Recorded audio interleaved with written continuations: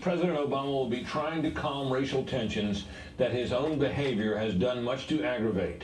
From his denunciation of the Cambridge, Massachusetts police as acting, quote, stupidly in the arrest of black Harvard law professor Henry Louis Gates, they didn't, to his assertion that the motives of the Dallas cop killer are unclear, they aren't.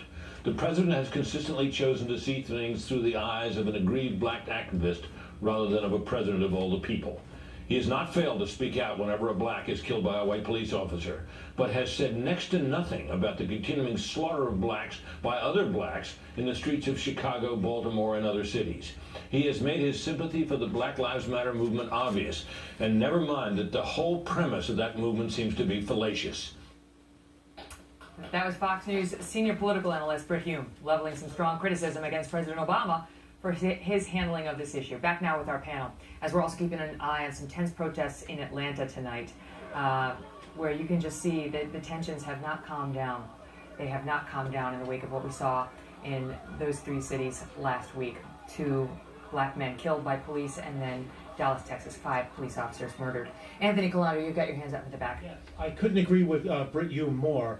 Since Obama has been elected, I've been calling him our divider-in-chief, and he's been fanning these flames that have grown to this point. And he only listens to people like Al Sharpton, Al Charlatan. He only listens to these people in this side, and he's done more to hurt this cause and create this situation we're in, rather than embracing law enforcement and all of us together as Americans. He's created this racial divide that I don't see, but the media and the press at large see. Eric, has the president stirred racial tensions as alleged? The president has not stirred racial tensions. A lot of people are very unhappy that there's an African-American president at the helm.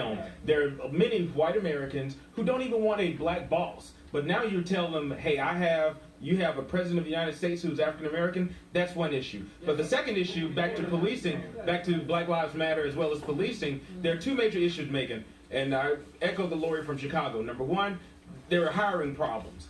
The police officers need to be psychologically screened before hiring. Some of these people who go on and get a badge, they should not have any type of job involving a gun or any type of security. Real quick, Secondly, no, let me finish, Kevin. And the second issue are quotas. The second issue are quotas involving African Americans and poor people who are stopped and harassed by police, because police are put on a quota system that they have to write a number of tickets and also make arrests. And you're saying that hurts the African American? Denise Borelli, go ahead. The issue is socioeconomic as well. It's not just black.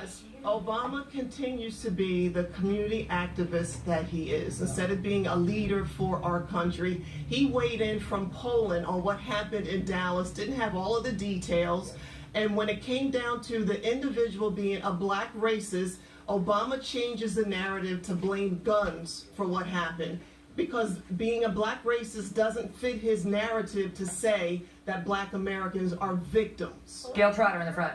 Go ahead. Just for Gail.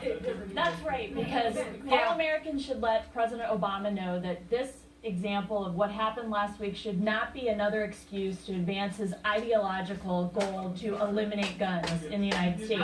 Because communities like Chicago that are run by Democrats... But to take we'll get to guns, but the question is, as President Obama alleges, that the president, as Brit Hume alleges, the president highlighted cases, for example, in Ferguson, Missouri, which we now know was built on a lie.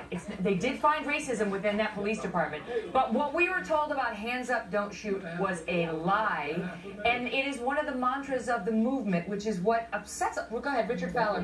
Which is one of the reasons, along with what do we want dead cops when we want them now, why people think, I don't know about this movement. I think there's a misperception about the Black Lives Matter movement, because it goes beyond just the killing of black people by police officers. It goes to what happened in Flint, Michigan, where the white governor put in his emergency manager and poisoned the poor black people in that city. That's exactly what happened. The Troy public school system is another example where that happened. Richard, you and I both know that the main way in which people know BLM is the protests over police officers' behavior. There's a lot. Listen, everybody keeps throwing around the word racism. And let's be very clear on what racism is. Racism is when a predominant group who has power uses that power to degrade or discriminate against another group. Go ahead, Joe Hicks in the front. The same thing. That's so I would call ICE racist, and I will call what happened. We're gonna do Joe Hicks, now we're gonna do Tom. Here's a gentleman trading in conspiracy theories that a government in Flint, Michigan conspired to kill its black citizens. And by the